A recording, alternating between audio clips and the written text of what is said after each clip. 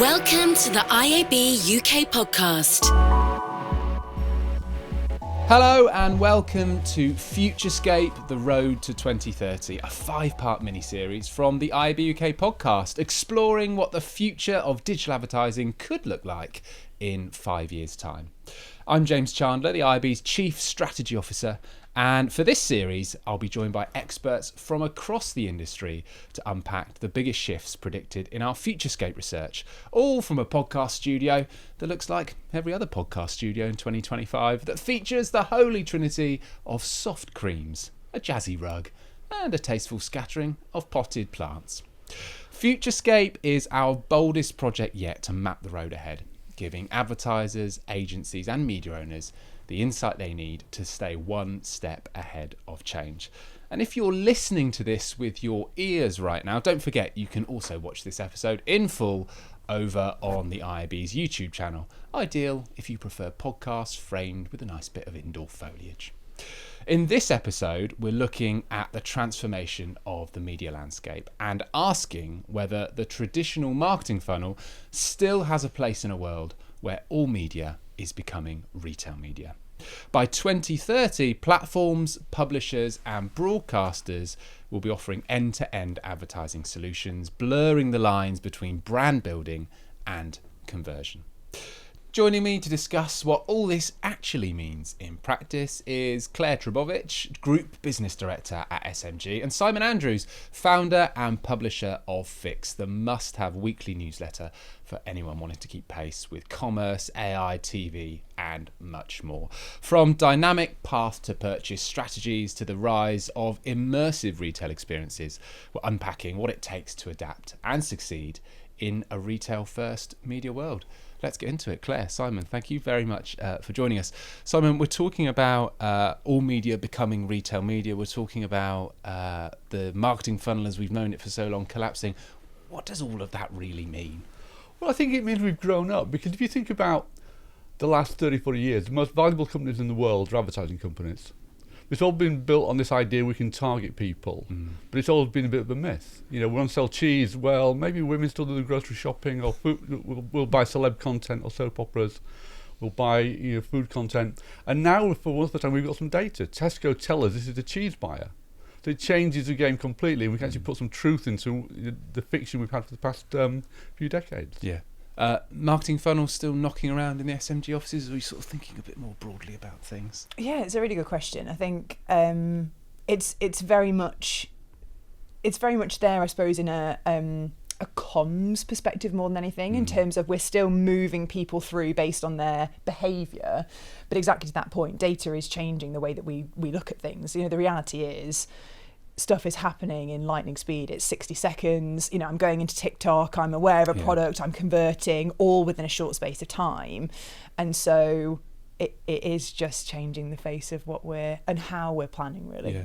And retail media has changed so much even since you've been at SMG. Tell us about your role now, and specifically what you're doing. You've possibly got the best job in retail media. I am very lucky, I have to admit.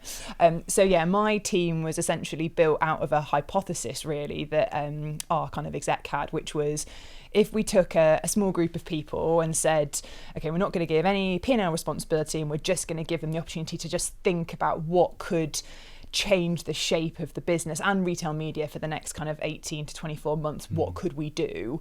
And within the first 3 months, it kind of became very apparent very quickly that actually we can do some really cool stuff. And we kind of released our first AI feature in 5 months. And, you know, we've been just over a year in the making now, and the team are an amazing team of kind of data scientists and engineers and AI engineers. And so, yeah, it's been a really good case study of how businesses can look at agility in terms of the kind of future-facing nature of what's happening in retail media, and how to kind of fail fast and succeed and things. So yeah, I'm lucky. At the heart of all these things is people still, though, and I know that's important to you. It's not just about the kind of the tech and the agentic capability that you can build. Why do you make such a point that it's people are so important and empowering them? I think we've been very clear from the outset that AI and tech is only going to get people to 80% of the way of a task or a project, right? The reality is that 20%, the special sauce that goes on top is still people. Creativity, creative thinking, strategic thinking. AI can't give the context yet that kind of like people can give in that space. And actually the reality is, I suppose, what we're trying to deliver is, okay, how can we look at processes, especially in the retail media space? How can we take data, how can we figure out how to kind of mine that in the most kind of effective way possible to give people more time to then do the 20% special stuff on top. So it just doesn't work if you don't have that kind of layer that sits at the kind of like very top of that. Yeah. Good to hear people have got a future. It's nice, isn't it? Yeah, glad we've all got jobs. Yeah, Yes, 2030 will be fine. Yeah. You've talked about retail media, Simon, as the third revolution of digital advertising. How's retail media different from the two that came before it?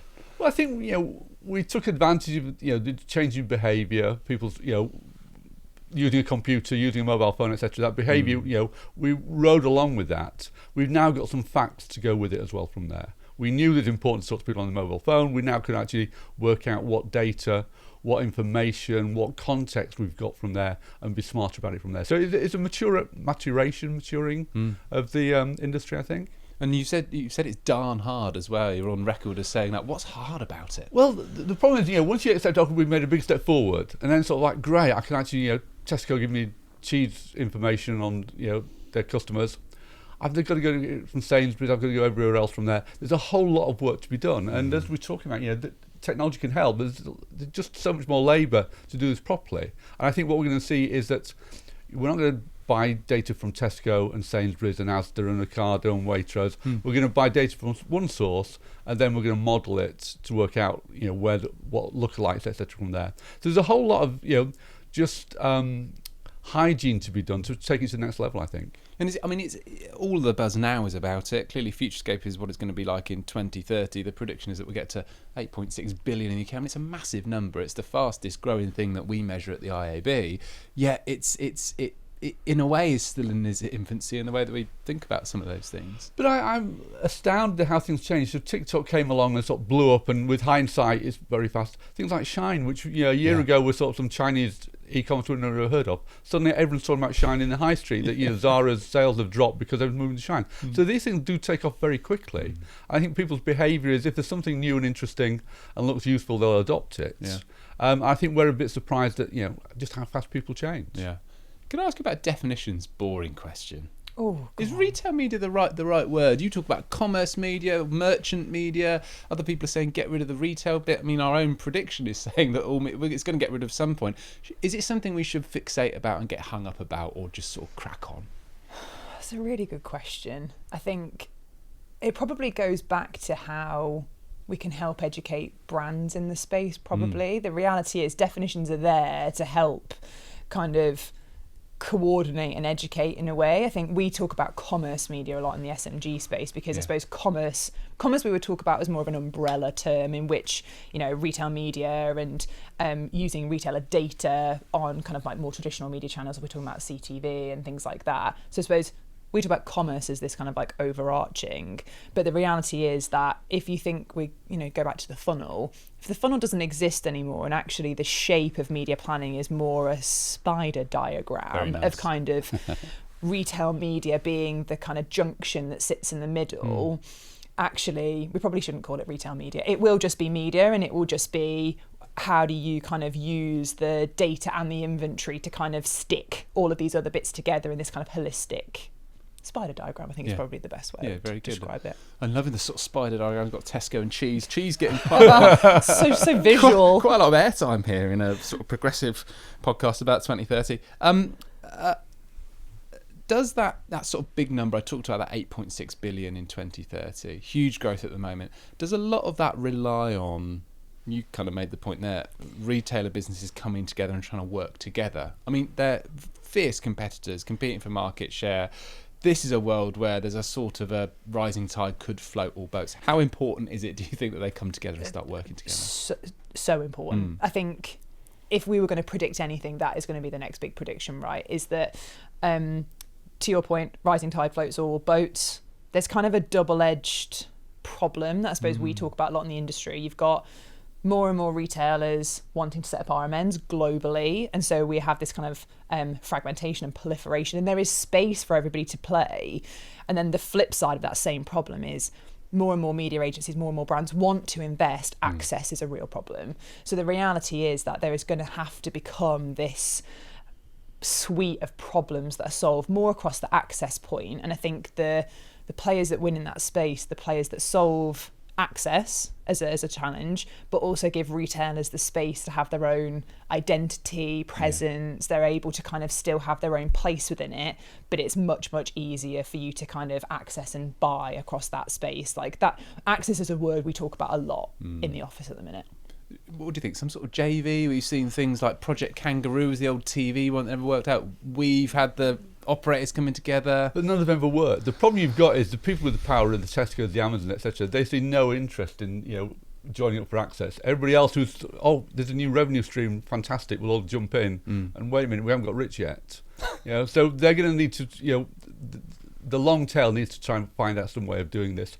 Whether that's an Amazon or a Tesco does that and just offers a sort of there's our premium data and we can find inventory elsewhere for you, or whether someone acts a middleman. So you think of programmatic, the DSPs, SSPs. Is there a layer of middleman to come along to actually say you can buy all these other retail media networks, without the hassle of dealing with them direct?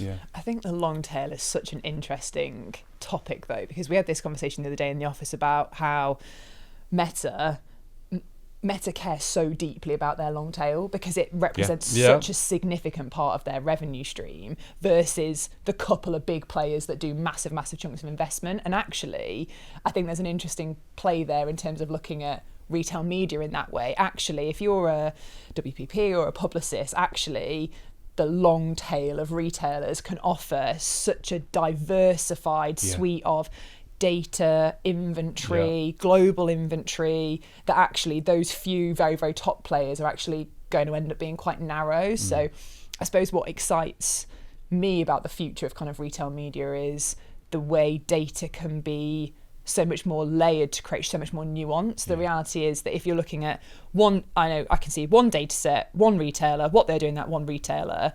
I want to see cross-retail measurement. I want to see cross-retail insight. I want to know where people are. I want to know whether they, how quickly they change habits. I think you talked earlier about how quickly people change things. Previously they used to buy through Amazon and now they're obsessed with TikTok.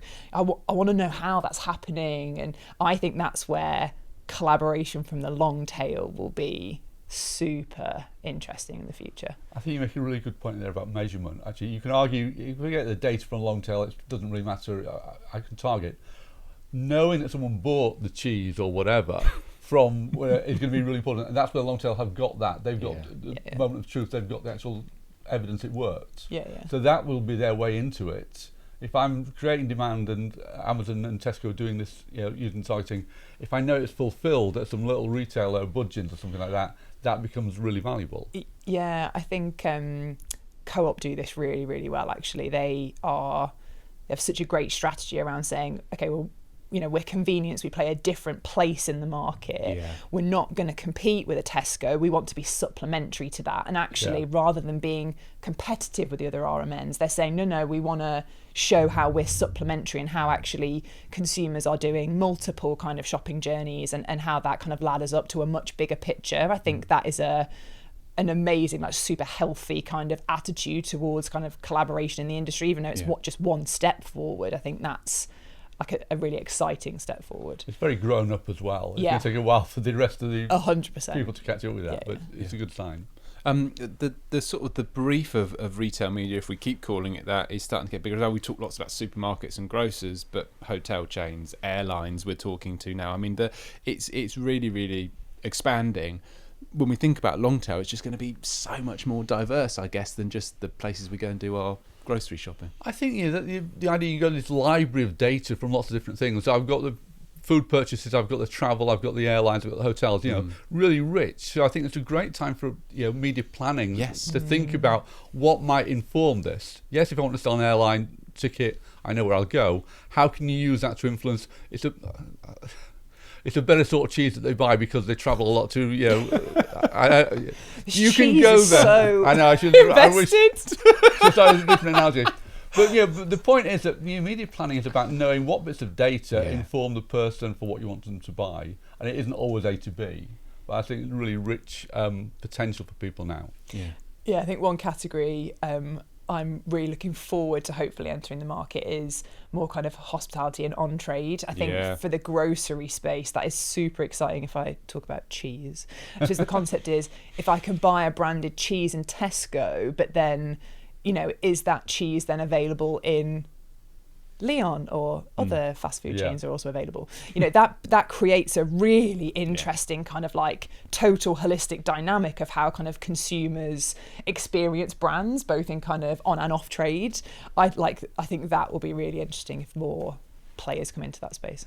There's this really interesting thing with retail media, which if you look at some of the businesses who exist and they make all of their money from advertising, retailers clearly don't. They're a retailer first, it's advertising second.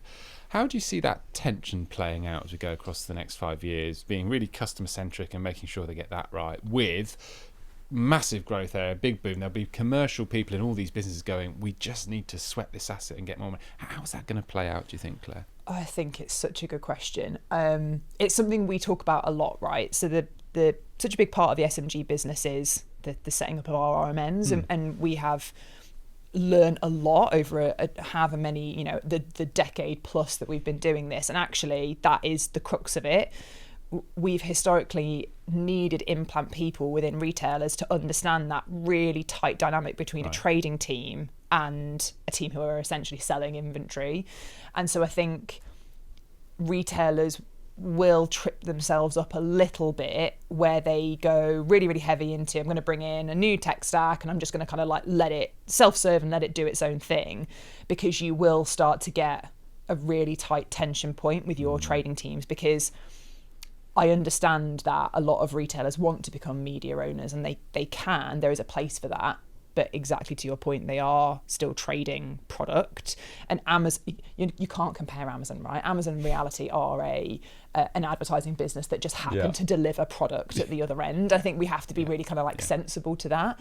So I think the retailers that win will be the ones that find a new way for that dynamic to exist, which I don't necessarily think we have a solution for, but it's a dynamic that's not going away. And so you're going to have to kind of think collaboratively about how that works, rather than just assuming, okay, we can sell thousands of screens, we can put non-endemics on there, we can do whatever, because the consumer will vote with their feet. If they aren't having a good shopping experience, they will go somewhere else. And so I think retailers are going to have to be really conscious of that.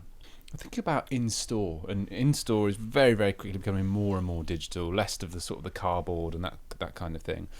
It feels like that tension is going to play out more than ever there, because if you bombard the store with lots of screens and things that jump out at you at the top of freezers, it is going to turn people off. So are you sort of excited about in-store and that becoming digital? Because that feels like that's moving quite quickly from a low base. I think it's moving quickly. I think you're seeing some cleverness in there. I think it's going to swing over and swing back, because I think people, the guys who run retail understand what their customers, we talked about, you're very clear what you can do, what you can't do from there. So I think we're reasonably safe.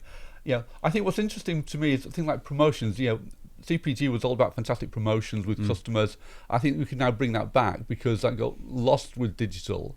In store, what can you do to collect data on people, to give them proper experiences? I think there's a lot of potential there.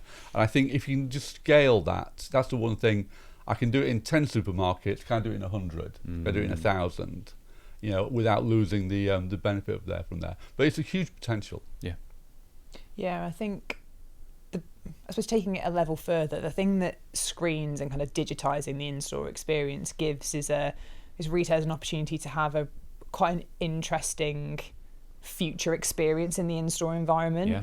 I think one of the things that we're kind of hypothesising is, I suppose, the kind of polarization of retail over time, where you have kind of more experiential retailers. If you think of what kind of Sainsbury's and that group have been trying to do with a destination place where you will go and have your coffee and I can buy Habitat and I can do all of those things, versus the kind of discounters where it's a very different experience.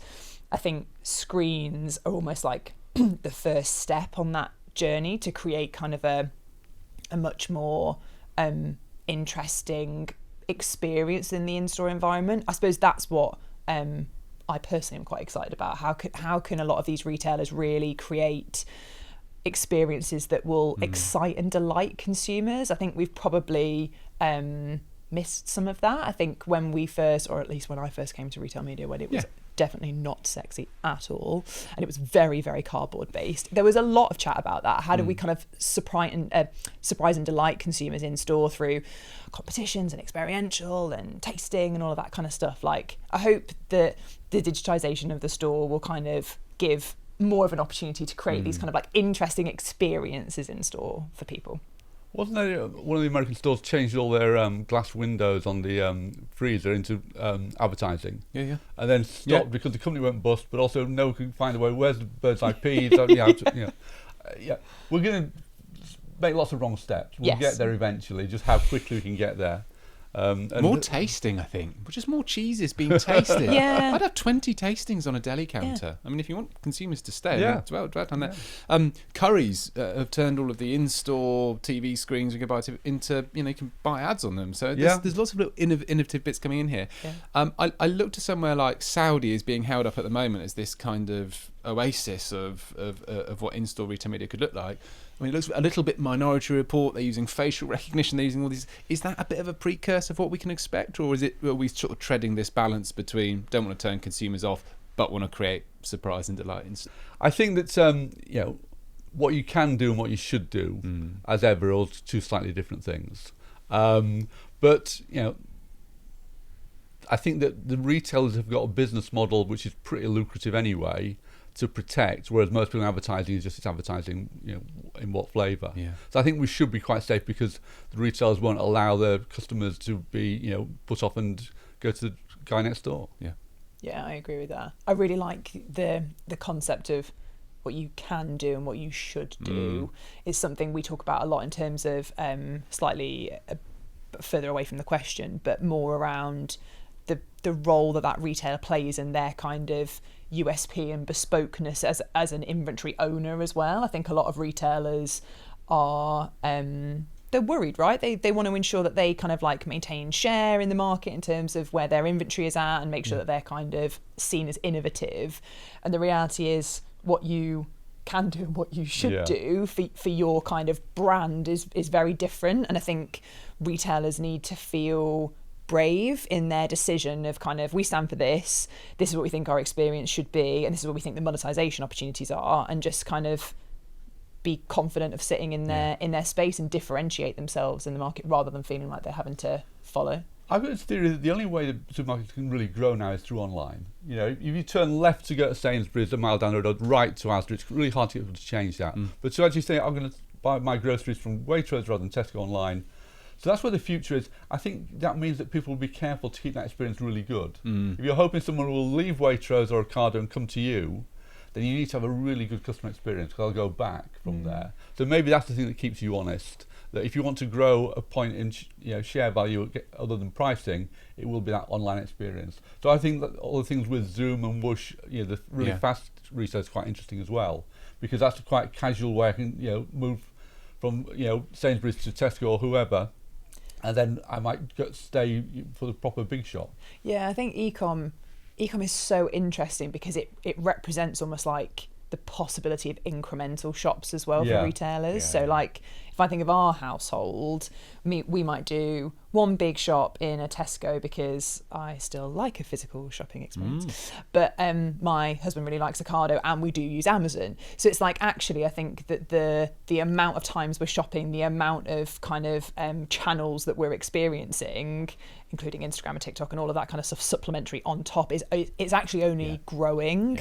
So actually for a retailer, you're not having to switch somebody to turn left in traffic lights. You're saying, just do a little bit with us, and then you might do a little bit more. Actually, I think you're right. E-com's almost like the gateway drug to that, isn't it? We did work on Ocado. I can't remember what brand it was, but Ocado 10 years ago almost.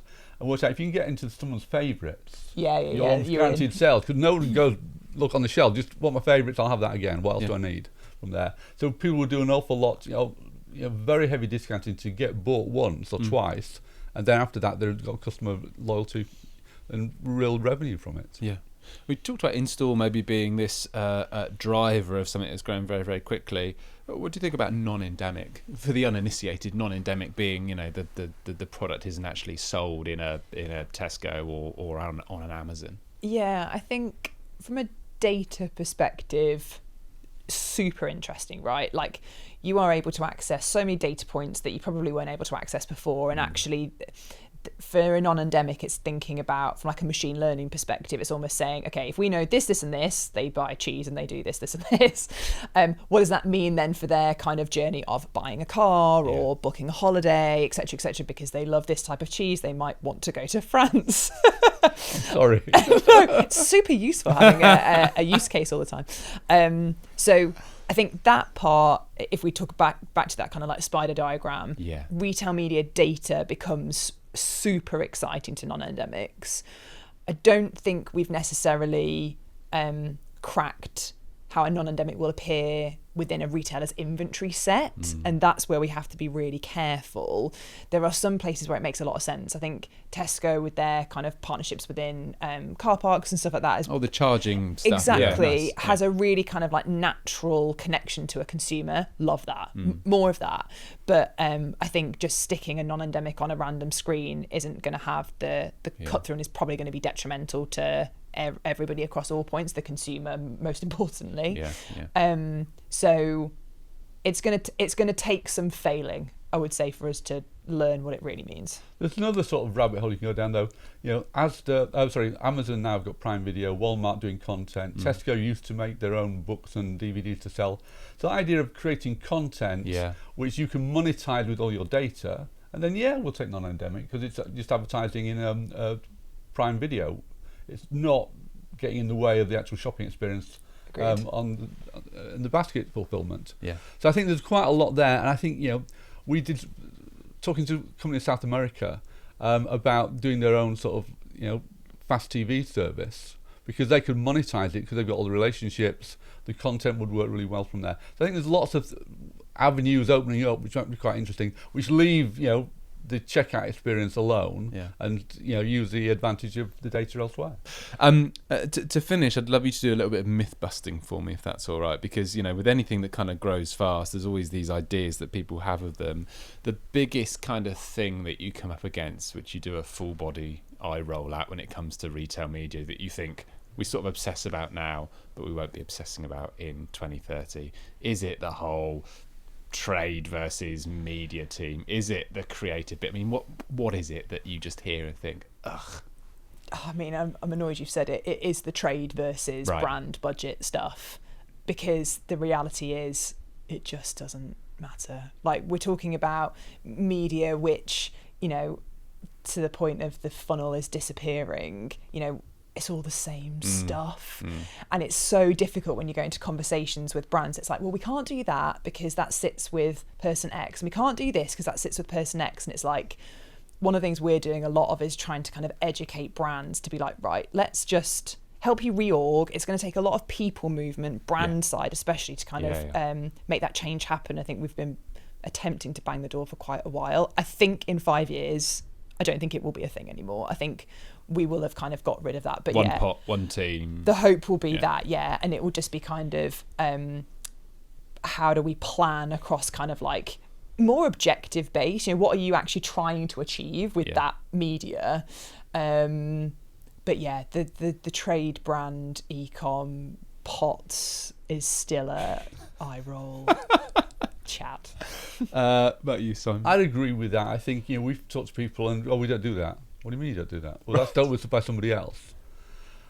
Well, you've got to wake up and smell the coffee, I think. But the one thing that I think we haven't seen yet, I worry about is a CPG will have very good relationships with all the retailers.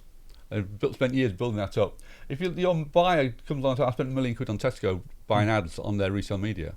Well, what about Sainsbury's? Because they're now saying, why aren't you spending money with us? There's a whole sort of share deal thing to be worked through. I think it will sort of make that divide a place of great tension, but it has to be resolved at some point quite quickly. Because you can't have two teams of people dealing with the same. Because Tesco is smart enough to work out, I know what we can do here. We'll, cause a bit of trouble with that. So I think that has to be sorted. Yeah, the other one that it's not necessarily an eye roll, it's more of an eye like, what? Shock face.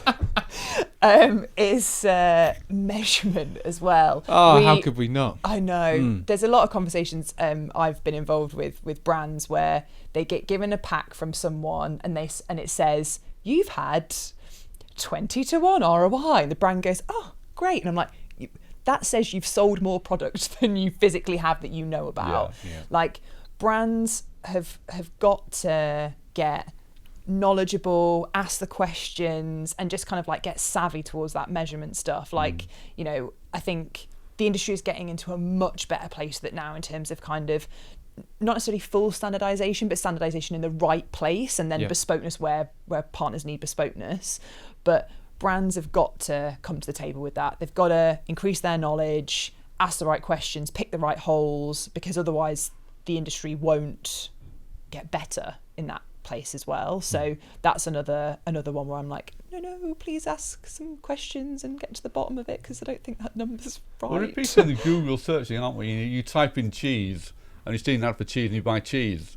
I don't think the ad for cheese helped an awful lot, but you know, they claim all the credit. 100%. The naivety there is astounding, you know, but it still is a problem, isn't it? Yeah. Do you think it's all roads just lead to incrementality then? Like tell me the people that probably would have bought it anyway. Tell me the people that are new to category or new to my product, or...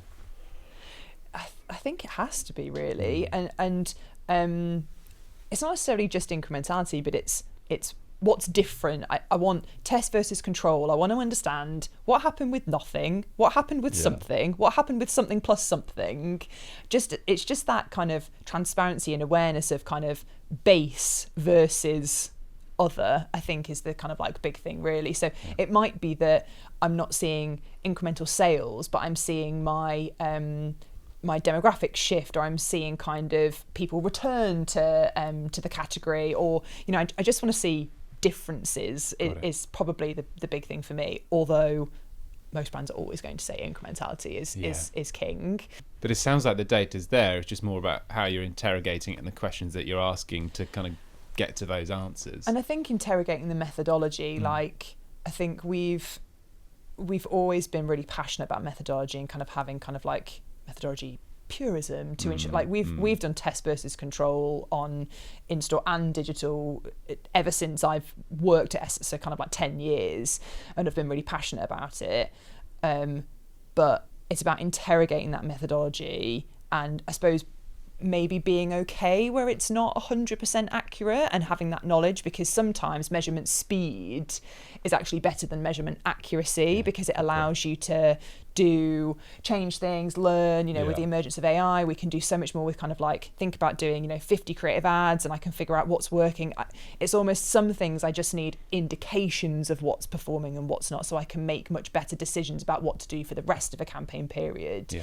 So I think, again, for brands, it's about interrogating that methodology and understanding when I need an MMM, when I need this, when I need indicative results, and just being a bit more active in that discussion. Yeah, wonderful. Last question, one sentence answer, if I may. What are you most excited about in retail media between now and in 5 years' time? That we're finally using data that we can rely on to make decisions on investment. Superb. It's a tough one to beat, Claire. I'll give you one word. Collaboration. Well, it's going to be cheese. Cheese. But it's not. Amazing. Simon, Claire, thank you very much indeed. Thank Thank you. you. SMG's Claire Trbovic and Fix's Simon Andrews there, serving up insights on how retail media is reshaping the media landscape. From the rise of cross-retail measurement to the digitalisation of physical stores, from incrementality to cheese. Wow. If you'd like to explore more, you can find the fully matured version of our Futurescape research in the episode notes. And the full video of this conversation is also available on the IAB's YouTube channel. In the final episode in this series, we'll be exploring how AI and wearables are set to change everything from brand discovery to how we interact with the world around us, and what advertisers need to be thinking about to keep up. Thank you very much for listening. See you next time. IAB UK, building a better future for digital advertising for the benefit of everyone.